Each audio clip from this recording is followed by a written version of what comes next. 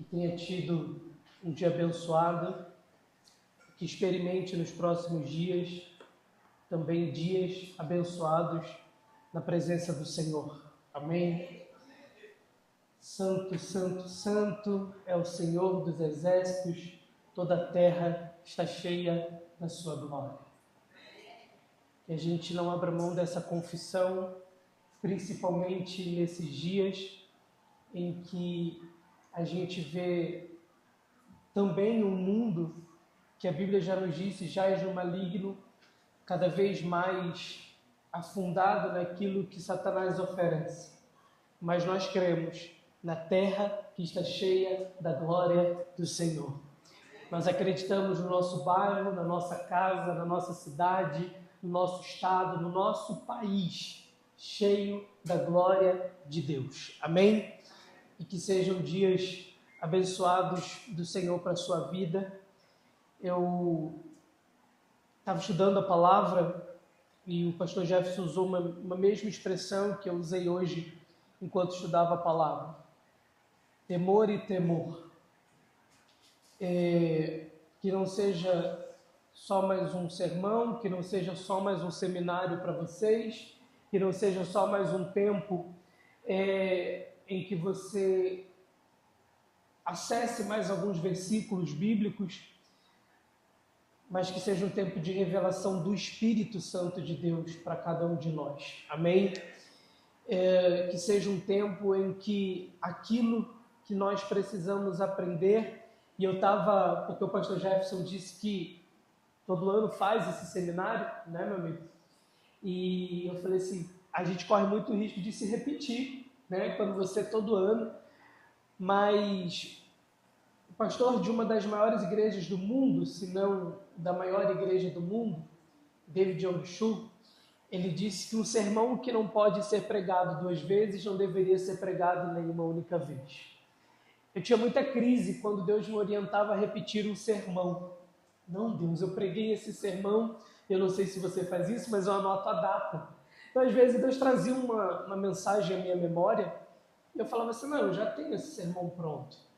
Eu ia lá, mas Deus, eu preguei isso em 2018, e Deus falava assim, então eu quero que hoje você pregue isso de novo.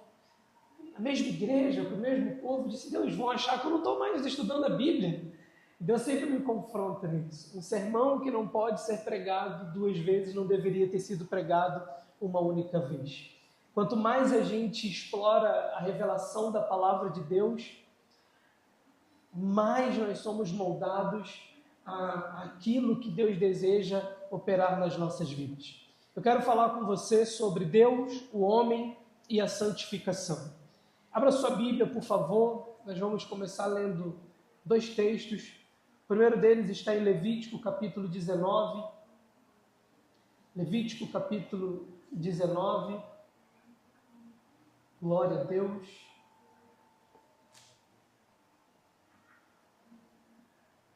Levítico 19.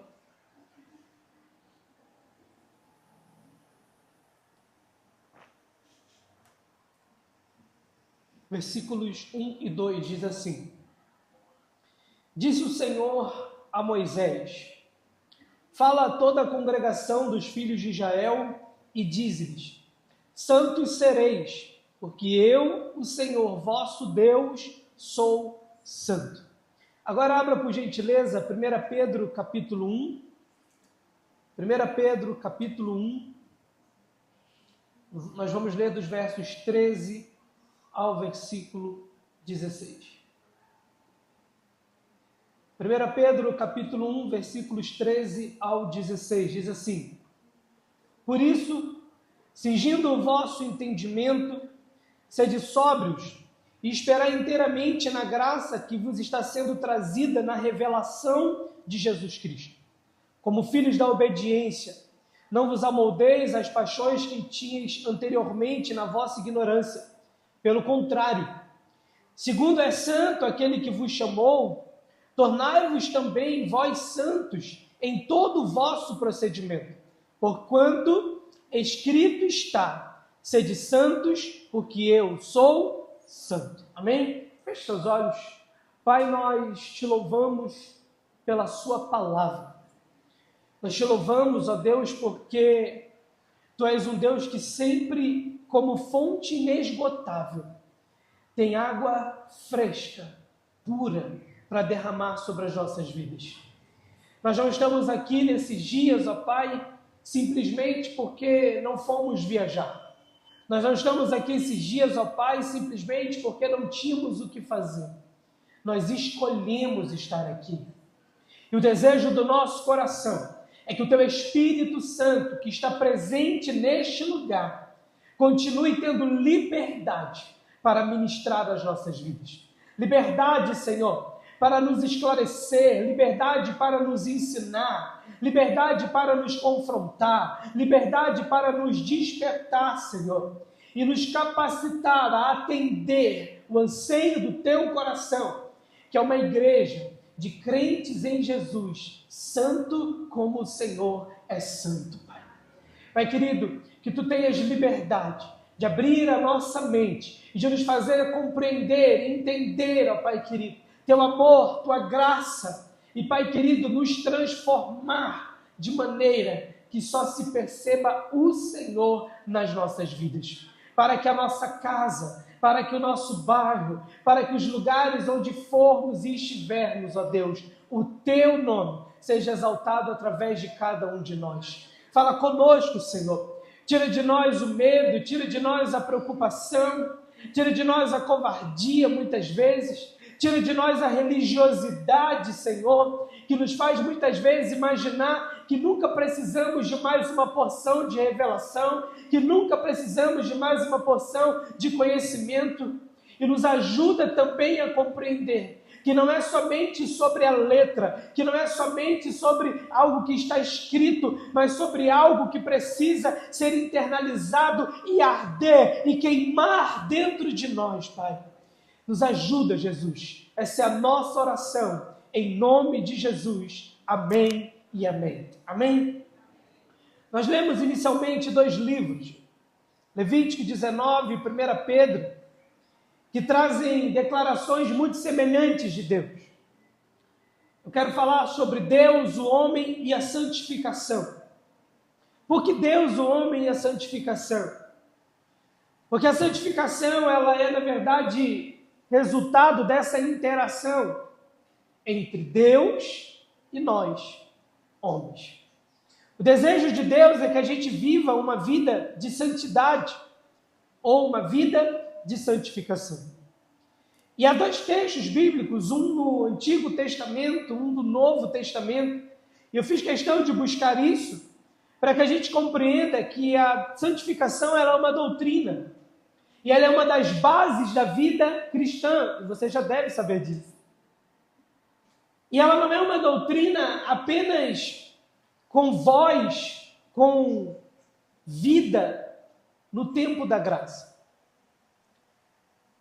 No Antigo Testamento, Levítico é um livro de muitas leis, Levítico é um livro de muitos preceitos, de muitas regras.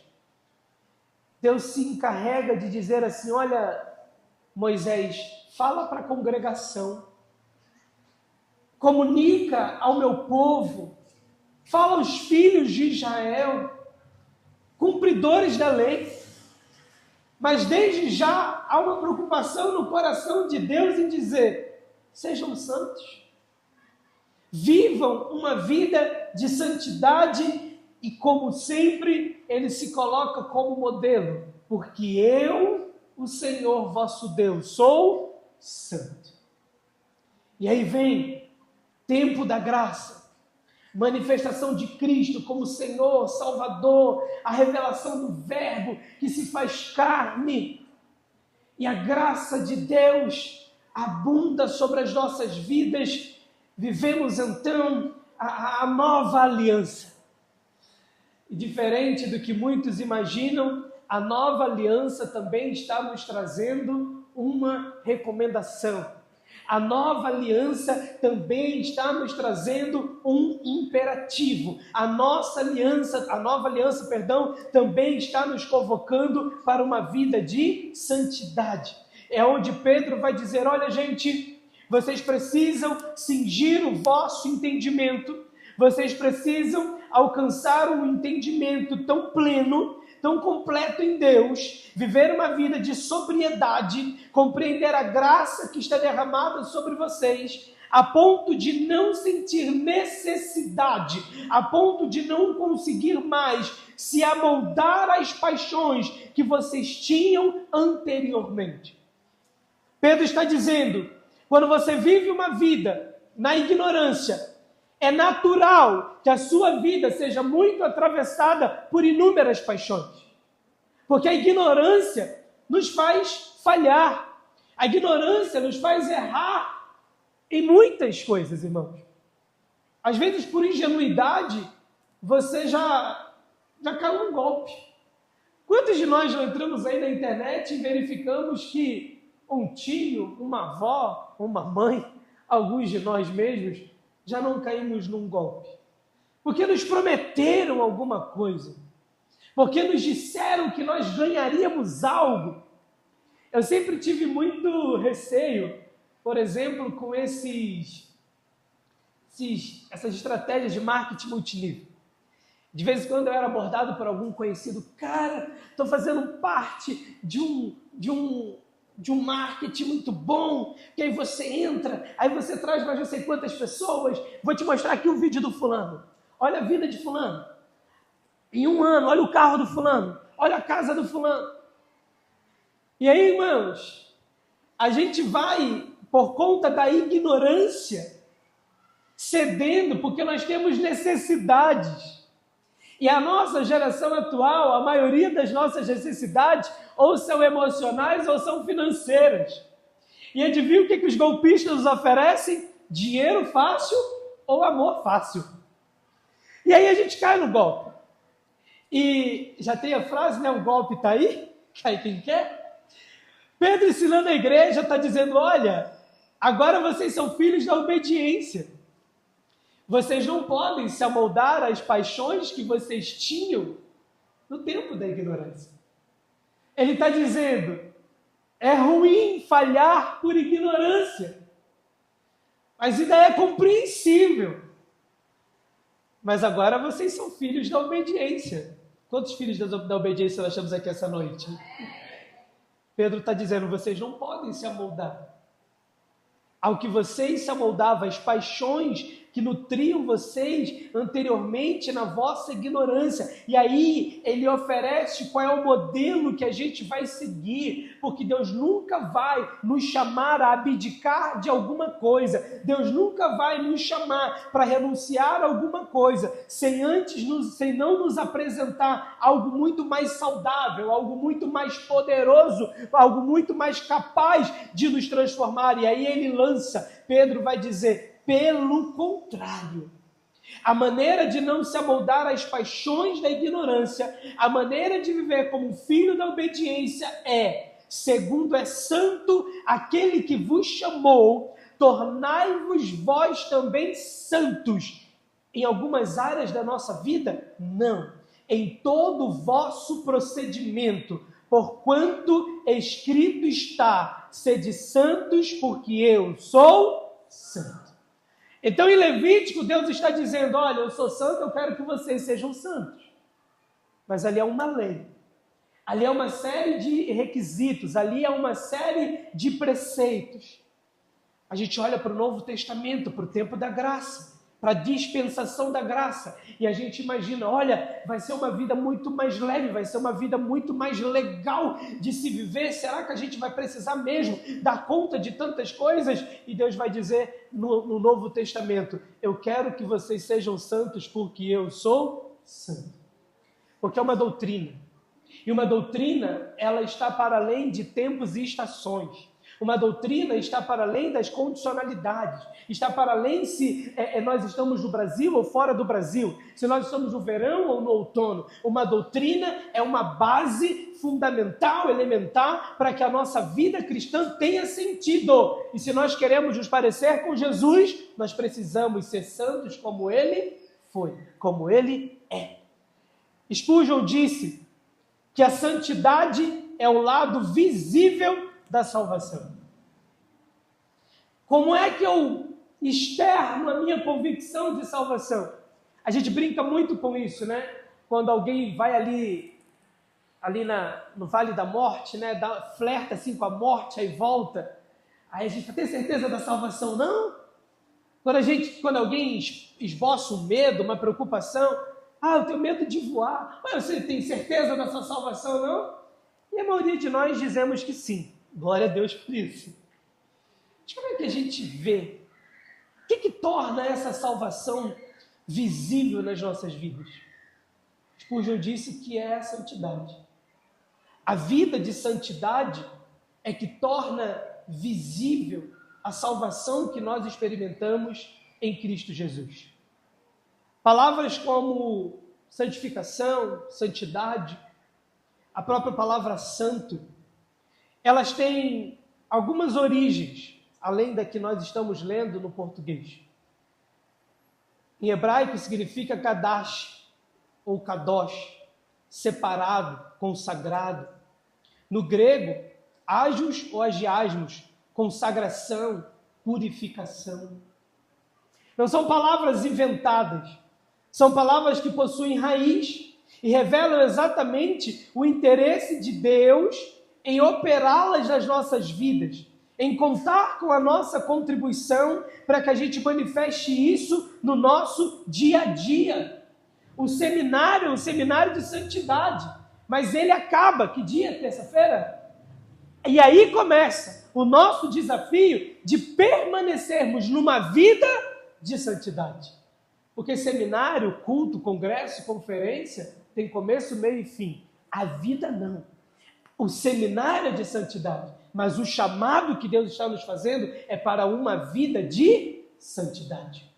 E orando ao Senhor nessa tarde, não sei se calor, não sei se nervosismo para preparar esse estudo. Teve hora que eu falei para Maria, eu estou com sono, eu estou com dor de cabeça, vou descansar, depois eu vou voltar para terminar esse sermão.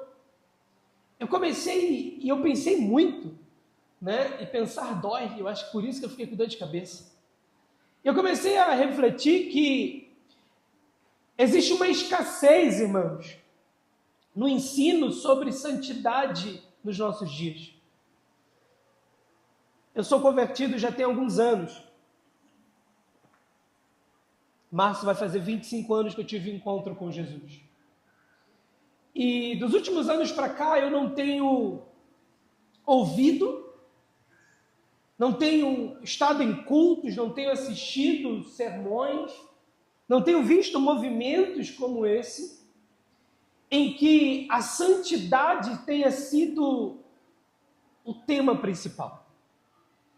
Eu não sei se a igreja, e quem sou eu não querendo julgar, mas causar uma reflexão, a igreja se perdeu nas suas convicções, abrindo algumas concessões para que algumas pessoas fizessem parte delas. Esses dias eu estava conversando com uma pessoa e falávamos sobre o cristianismo cultural.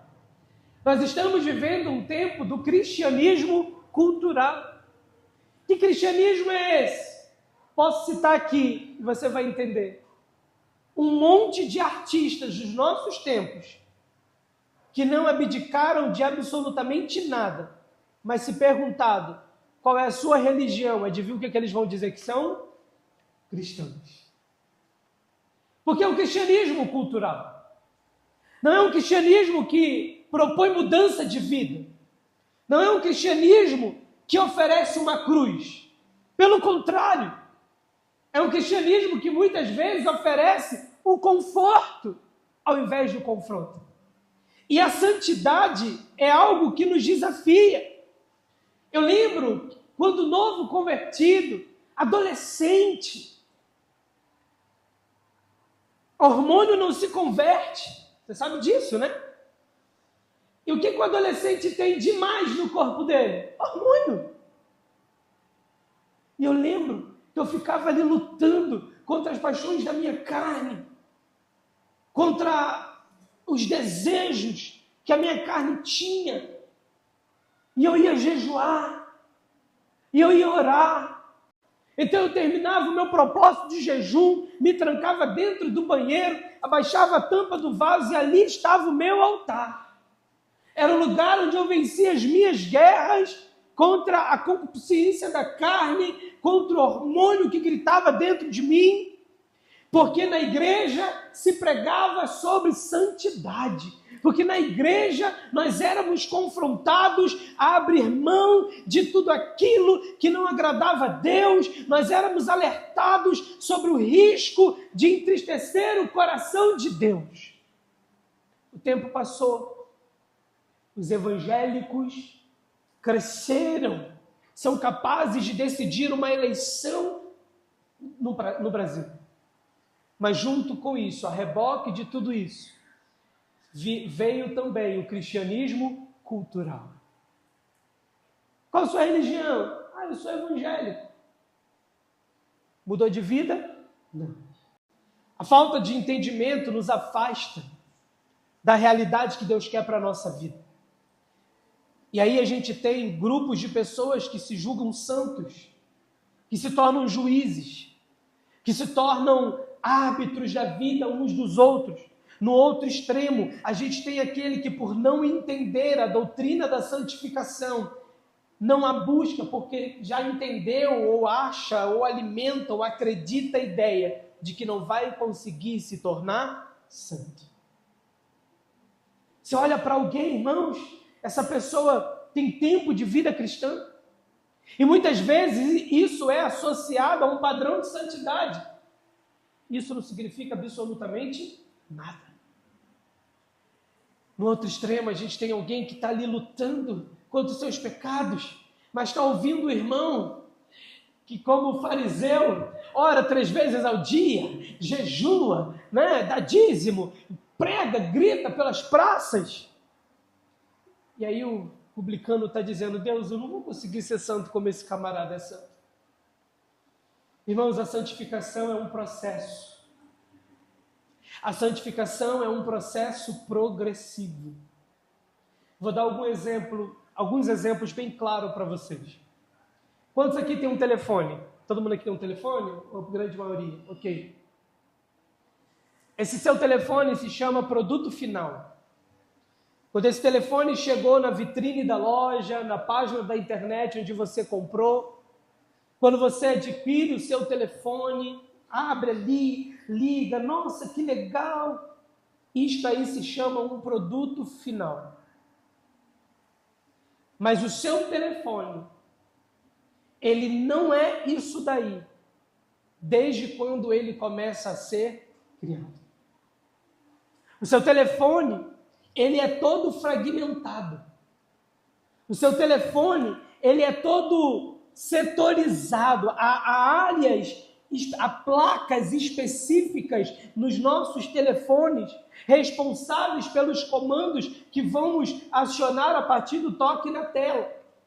Ou seja, para você ter um telefone, você tem um processo concluído. Ele só pode ser vendido depois que ele estiver pronto, ter passado pelo controle de qualidade, aí ele chega na vitrine, aí ele é entregue nas suas mãos, maravilha, você fica feliz, tem um telefone.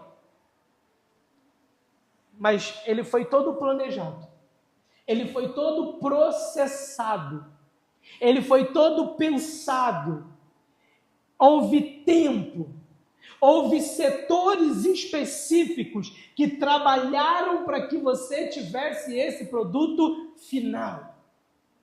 Quando Deus nos chama para viver uma vida de santidade, Ele acredita que o produto final que nós vamos oferecê-lo é uma vida tão santa como Ele é santo. Mas Ele está nos chamando para este processo. Como Deus enxerga lá na frente, ao nos chamar, Ele nos chama porque nos enxerga lá na frente, mas Ele é muito consciente de que deve estar comigo e com você durante todo esse processo de santificação. A dificuldade de alguns de nós é exatamente essa. É porque quando nós falamos de santidade ou de santificação, a gente esquece do processo. A gente esquece que esse processo é progressivo. Porque essa também é a dificuldade da nossa geração. Vivemos uma geração em que os indivíduos não têm conseguido suportar os seus processos.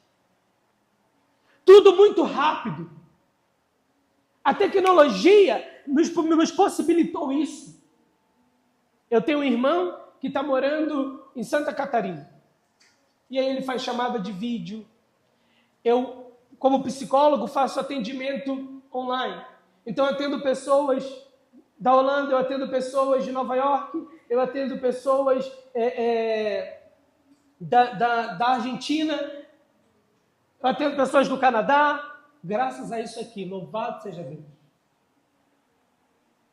Só que essa mesma tecnologia que nos aproximou, nos acelerou a tal ponto de nós não conseguirmos esperar os processos de Deus na nossa vida. Nós não conseguimos esperar. Nós chegamos ao ponto de achar que todo mundo que não é capaz de fazer o que a gente faz é lerdo.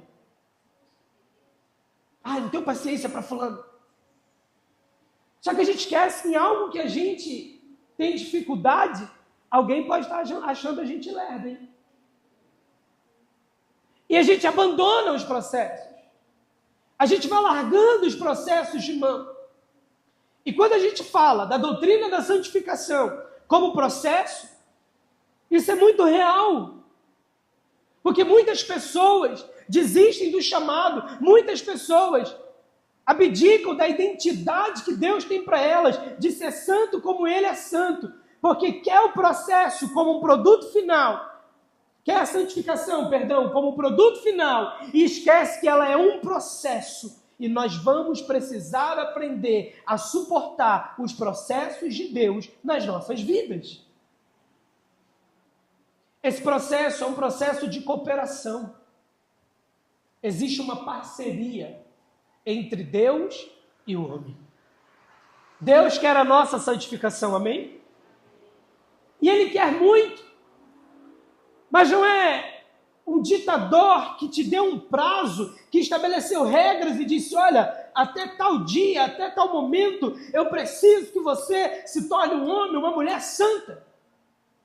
Ele nos convida a uma vida de santidade, mas é um processo de cooperação. E adivinha quem está conosco nesse processo? O próprio Deus. O próprio Deus diz, eu sou com você. Por isso, ele se coloca como padrão. Sede santos porque eu sou santo.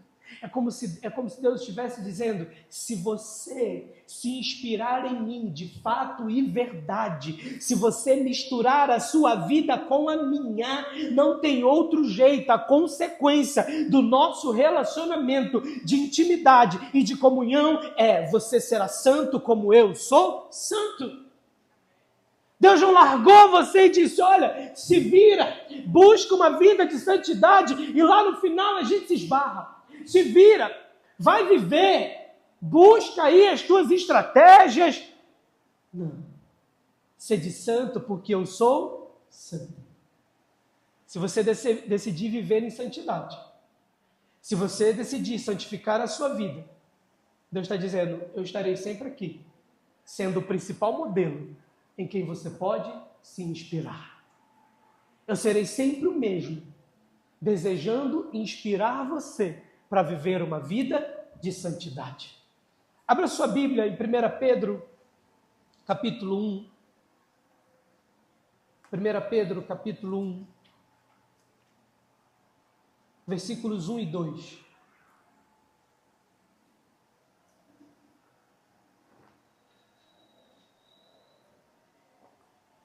Glória a Deus. Existe uma cooperação nesse processo de santificação. Deus quer e Deus opera a santificação em nós. E 1 Pedro 1, versículos 1 e 2, diz assim, Pedro, apóstolo de Jesus Cristo, aos eleitos que são forasteiros da dispersão no Ponto, Galácia, Capadócia, Ásia, Bitínia, eleitos segundo a presciência de Deus, em santificação do Espírito, para a obediência e a aspersão do sangue de Jesus Cristo, graça e paz vos sejam multiplicados. Esse texto fala da vontade de Deus. Esse texto fala do que Deus quer. Eleitos segundo a presciência de Deus, Pai, em santificação do Espírito para a obediência. Esse texto fala de Deus operando a santificação em nós. Essa é a parte de Deus. Deus quer e Deus vai e está operando a santificação dele na minha e na sua vida. A segunda parte, o homem é chamado para ser santo. É uma contribuição. Eu preciso saber, Deus quer que eu seja santo. A segunda parte dessa contribuição, dessa parceria é, eu como homem, fui chamado para ser santo. 1 Coríntios, capítulo 1, versículo 2, diz assim. 1 Coríntios, capítulo 1, versículo 2. A igreja de Deus que está em Corinto, aos santificados em Cristo Jesus, chamados para ser santos, com todos os que em todo lugar invocam o nome de nosso Senhor Jesus Cristo, Senhor deles e nosso. Agora, olha a fala de Paulo. Pedro está dizendo que é imperativo. Deus está operando a santificação pela sua presciência. Parte de Deus, ele quer. Segunda parte, 1 Coríntios 1, 2. Nós fomos chamados aos santificados em Cristo, chamados para ser santos. Ou seja, Cristo nos santificou, amém? Mas isso não é uma obra absoluta, fechada, encerrada em si mesmo. Paulo vai reafirmar isso aos santificados em Cristo Jesus, chamados para ser santos. Nós precisamos entender, de uma vez por todas, que a santificação, que a vida de santidade é uma via de mão dupla. Você tem um excelente parceiro nessa jornada de santificação. Um Deus que quer que você seja santo e é capaz de operar a santidade na sua vida. E a sua disposição em atender a esse chamado de Deus para ser santo, como Ele te chamou para ser santo. Eu estava estudando esse texto e eu percebi que esses dois textos falam de uma harmonia, de um sinergismo entre a soberania divina e a responsabilidade humana. Deus é soberano e poderia impor santidade sobre as nossas vidas. Mas Deus ama a harmonia. Deus ama dividir vida conosco. Então esses textos nos mostram que existe essa harmonia.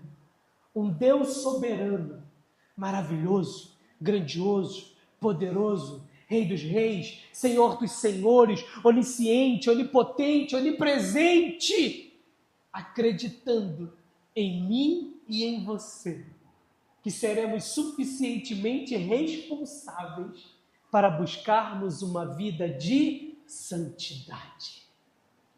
Deus acredita em você. Deus acredita em nós. Deus enxerga em mim e em você capacidade para uma vida de santificação. A verdade que a Bíblia nos revela, irmãos, é que Deus opera a santificação. Mas todo crente redimido participa ativamente desse processo. E a graça na doutrina da santificação é exatamente essa. É a busca por equilíbrio nessa relação. É uma relação que precisa haver compreensão qual é a parte de Deus e qual é a minha parte. E aí, vou voltar à crítica que eu estava fazendo. Infelizmente, a gente vive um tempo onde algumas pessoas priorizam um lado e supervalorizam ou priorizam um lado e ignoram o outro. E aí, há dois grupos de pessoas quando nós vamos pensar sobre santificação. O primeiro grupo é o grupo dos irresponsáveis.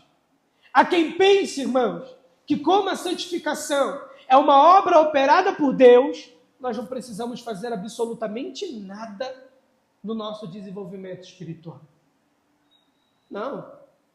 Deus quem vai me santificar. E aí eu vivo de qualquer jeito, eu vivo de qualquer maneira, eu vivo de maneira relapsa, porque afinal estou esperando o grande dia em que Deus vai mover uma obra de santificação dentro de mim. O segundo grupo é o grupo dos legalistas. Eles enfatizam tanto a participação do próprio homem no seu crescimento espiritual, que fazem da santificação uma tentativa de justiça própria. E isso distorce as doutrinas da graça. Porque a doutrina da santificação mal compreendida, distorcida, leva para esses extremos. Quando a gente entende que somente nós temos que lutar por isso, a gente faz isso uma briga por justiça própria, em causa própria. E a gente se torna um legalista, que quando evolui um pouco no processo de santificação, parece que essa evolução não é para alegrar o coração de Deus, não é para que a gente se sinta mais parecido com Jesus, mas a gente se santifica um pouquinho e adivinha o que nos atravessa? A necessidade de julgar o outro. A necessidade de dizer ao outro que agora ele tem que parar de fazer aquilo, porque afinal nós alcançamos a santidade e nós já paramos de fazer aquilo.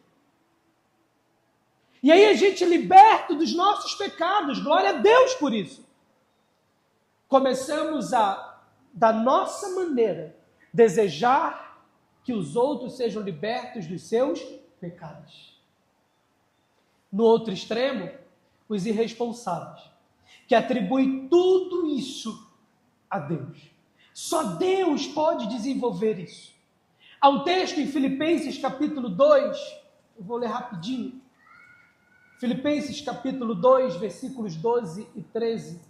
Filipenses 2, 12 e 13 diz assim: Assim, pois, amados meus, como sempre obedeceste não só na minha presença, porém muito mais agora na minha ausência, desenvolvei a vossa salvação com temor e tremor, porque Deus é quem efetua em vós tanto o querer como o realizar, segundo a sua boa vontade. Há dois ensinos desses versículos. O primeiro, Paulo está dizendo, olha gente, exige esforço por parte de vocês para ser santo. Porque ele começa dizendo, assim pois, amados meus, como sempre obedeceis, não só na minha presença, porém muito mais agora na minha ausência, desenvolvam a salvação de vocês com temor e tremor. O que Paulo está dizendo? Vocês têm uma responsabilidade. Vocês precisam desenvolver a salvação de vocês com temor e tremor. Tem a parte de vocês nisso tudo. Mas logo depois, no versículo 13, ele diz assim, porque Deus é quem efetua em vós tanto o querer como o realizar. Depois o próprio Paulo vai dizer, e esse esforço está ligado ao soberano controle de Deus. Você trabalha, você se esforça, mas é Deus quem está operando em você, de modo que o poder de Deus se manifesta na sua vida, até mesmo através do seu esforço. Então Paulo está dizendo, vamos cooperar, vamos entender o desejo de Deus de que a gente trabalhe junto, de que a obra da santificação seja uma caminhada de mãos dadas.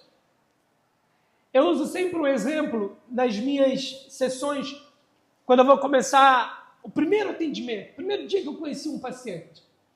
Eu digo assim para o meu paciente, olha, como psicólogo eu estou aqui para te escutar, sem julgamentos, sem atribuir juízos de valor, sem determinar o que é certo, o que é errado. Mas eu tenho um conhecimento, eu tenho uma teoria que pode te auxiliar. E aí, geralmente eu faço isso daqui. Peço para o paciente, imagina que você vai atravessar uma caverna escura. Você tem que atravessar uma caverna escura. Eu tenho uma lanterna. E eu fico perguntando para ele, quem vai atravessar a caverna? Eu. Eu tenho a lanterna. Se você me permitir, eu vou com você, lançando luz na caverna. Mas de quem é a travessia? E o paciente repete, minha. É exatamente assim o processo de santificação. Deus sabe o final. Sede santo porque eu sou santo. E Deus nos enxerga santo. Mas ele diz assim, acho que sozinho você não consegue, Túlio. Mas eu posso ir junto com você. Tem a minha parte e tem a sua parte. Topa? Topo, Deus. Então vamos embora. E começa um processo de santificação. Eu sei qual é a minha parte, Deus sabe qual é a dele. Deus faz a parte dele, eu faço a minha parte. Se nós não compreendermos que nós temos a nossa parte e que Deus tem a parte dele, a gente se perde nesse processo. E é por isso que muita gente começa amando a ideia de se santificar, amando a ideia de se separar, amando a ideia de atender esse propósito de Deus. E no final, ou se torna um religioso de marca maior, ou alguém que desistiu daquilo que Deus tinha para a vida dele. Quer ver um exemplo muito clássico dessa cooperação? O fruto do Espírito. O fruto do Espírito, irmãos, é um exemplo clássico disso. Não é algo que parte diretamente de nós. Raramente você vai encontrar um não crente mergulhado no pecado, preocupado em sinalizar o fruto do Espírito em sua vida. Mas a partir do momento que nós temos um encontro com Jesus, que o Espírito Santo de Deus faz morada em nós e dele nós nos tornamos templo, nós começamos a ser direcionados, impulsionados, encaminhados para uma vida onde o fruto do Espírito Santo seja visto em nós. Porque o fruto do Espírito Santo é a resposta do Espírito Santo de Deus que dentro de nós habita. Como saber que alguém está cheio do Espírito Santo? Ouvindo falar em línguas? Não. Longanimidade, mansidão, temperança, domínio próprio, alegria, paz. Vocês estão vendo uma pessoa que o Espírito Santo conseguiu essa proeza. Eu era difícil, irmãos, mesmo sendo crente e pastor. E o Espírito Santo veio e foi moldando, e foi confrontando aqui, e foi alinhando aqui. Minha esposa é testemunha, meus sogros são testemunhas. E aí não é o quanto alguém tem uma visão, não é o quanto alguém tem uma revelação, mas o quanto longanimidade, temperança, fé, esperança, amor, domínio próprio é a resposta do Espírito Santo de Deus em nós. Já estou terminando. A santificação é uma consequência da regeneração. Nascer de novo é imperativo. Ninguém quase nasce. Ou nasce ou não nasce.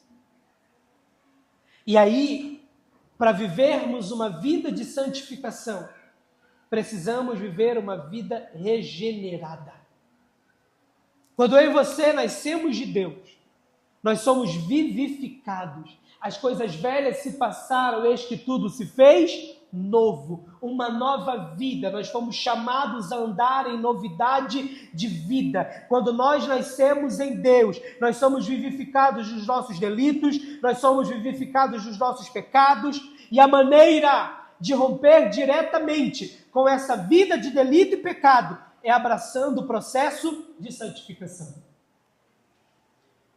Deixa eu fazer uma pergunta bem boba aqui. Quantos aqui nasceram? Eu estou falando de novo não, estou falando de ter nascido mesmo, do pai e da mãe. Todo mundo que está aqui nasceu?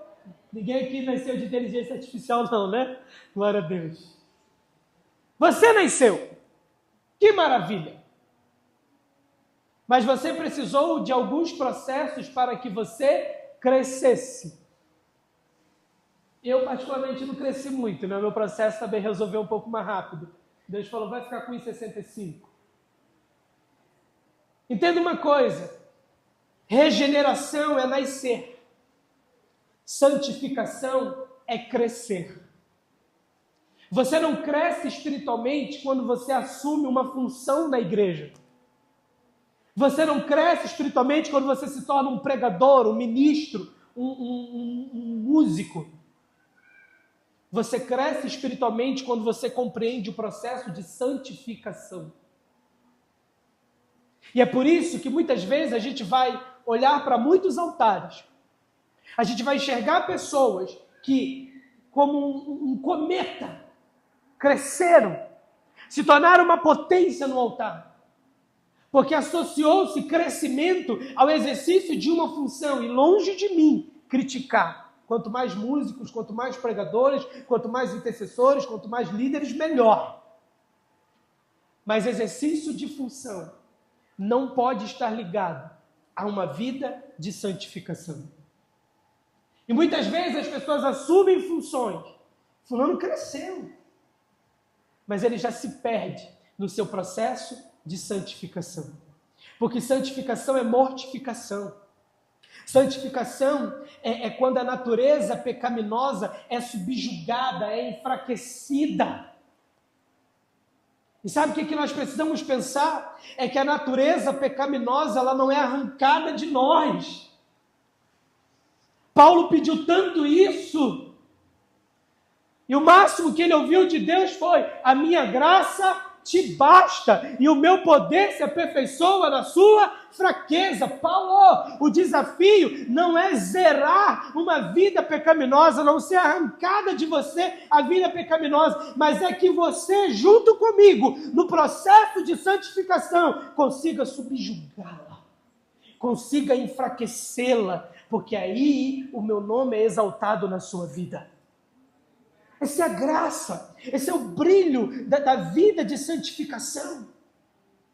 E aí a gente precisa buscar elementos, irmãos, práticos, diários, para além de um seminário, que nos ajudem a viver uma vida de santificação. Esses dias eu pregava e eu compartilhei o texto de Lucas 9, 23, quando Jesus diz assim: se alguém quiser vir após mim, negue-se a si mesmo, tome a sua cruz e siga. O que é cruz, irmãos? Cruz é instrumento de execução.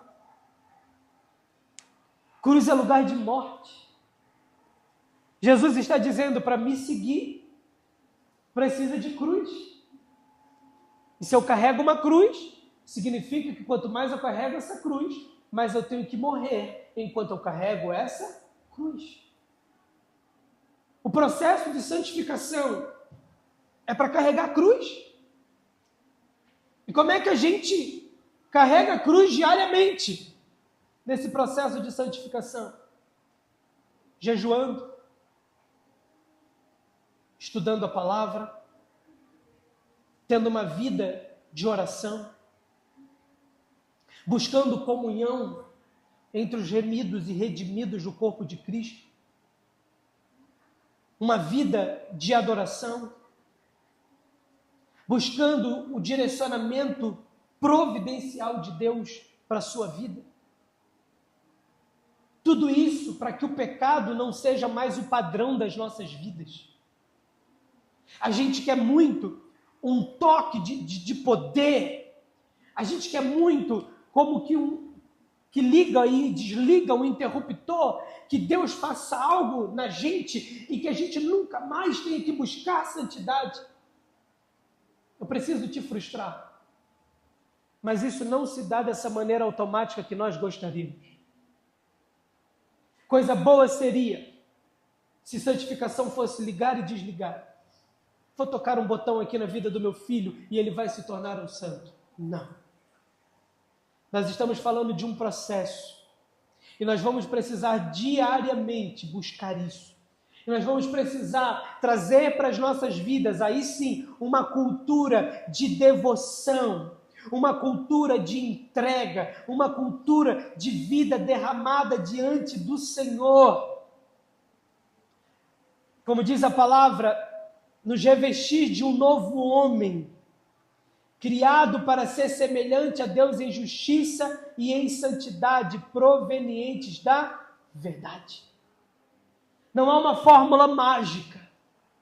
Não existe um grande segredo para uma vida de santificação. Mas uma coisa eu tenho certeza que ninguém consegue se santificar se não o fizer. Ter um relacionamento intencional com Deus. Não tem um pacote, não tem como você comprar um produto que te santifique. Não tem como você assumir somente uma prática. Tem um livrinho muito antigo chamado, com certeza o pastor Jefferson conhece, Disciplinas Espirituais. Diz que conhece, pelo amor de Deus. Disciplinas Espirituais. Livraço. O autor você já está querendo muito, mas eu te mando uma foto. Vai falar exatamente sobre tudo isso.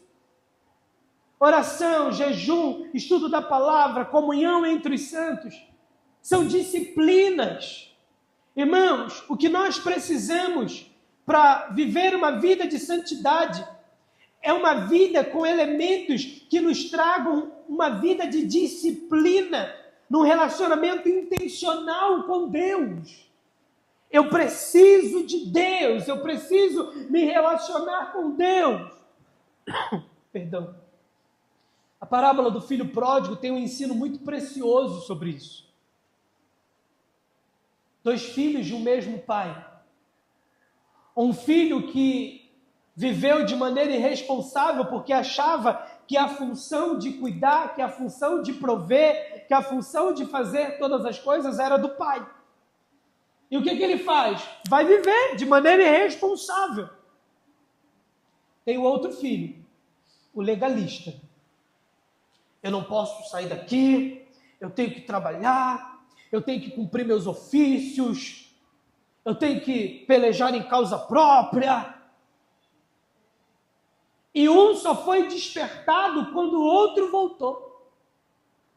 Quando o irresponsável volta, consciente do quanto ele precisava daquele pai, consciente do quanto ele arrebentou a vida dele, não aprendendo a viver em santidade. E há uma celebração. É que o outro descobre que ele viveu aquele tempo todo como um mero legalista, cumpridor de obrigações. Uau, mas o senhor está dando uma festa para ele? Eu sempre estive aqui. Eu nunca te abandonei. Nunca pude celebrar.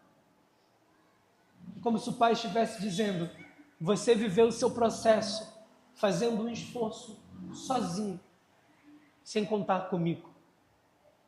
O outro viveu um processo sozinho, de maneira irresponsável. Nós temos que olhar para esses 2 irmãos e aprender a viver uma vida de equilíbrio. Sede santos, porque eu sou santo. Se Deus está te chamando para ser santo, usando como base a sua própria santidade, é porque Deus está te chamando para a parceria mais bem-sucedida de todos os tempos que você pode fazer. É serem santos juntos. É misturar vidas. É deixar que a vida de Deus se apegue à sua, que a sua se misture com a de Deus. Até que onde você chegue, onde você esteja, para além das suas palavras, para além das suas ações, para além de qualquer coisa, a santidade de Deus se perceba através da sua vida, em nome de Jesus. Esse é o nosso desafio.